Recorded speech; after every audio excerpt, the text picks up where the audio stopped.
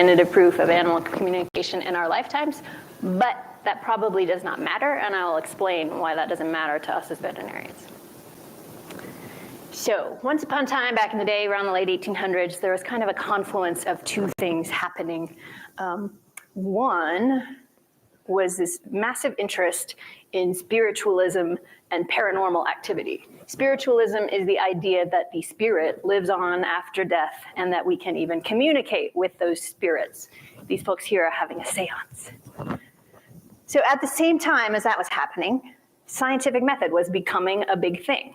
So naturally, people were like, let's use the scientific method to study this stuff. And so that's when we first start to see research into psi phenomena, psi being things that seem to transcend the limits of space-time. But it's not until the 50s that we actually see this start to be applied to animals. However, some notable exceptions in the meantime worth mentioning.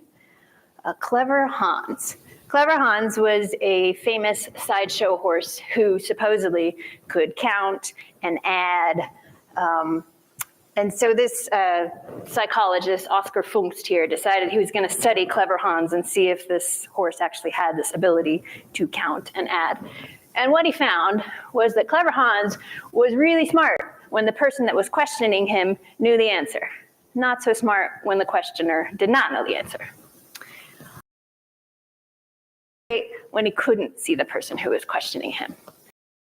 He concluded that there must be some sort of signaling going on between the person asking the questions and the horse. He didn't accuse them of being fraudulent. He said it was probably just inadvertent signaling, unintentional signaling.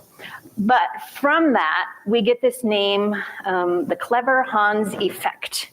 So even today in behavioral research, you will see people making mention of controlling for the Clever Hans effect. So when we do behavioral research, we don't want to give away the answer with our body language, so we have to control for Clever Hans.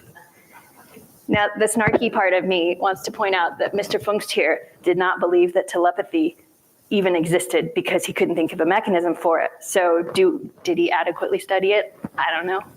Just throw that out there. Okay, moving on a few years, this guy is Vladimir Durov, and he was a Russian circus clown, and he claimed that he could direct his dogs via mental commands. And so he would imagine the task that the dog was supposed to perform, and then the dog would run off and do the task. And these weren't like 50-50 chance of doing the task. These were complex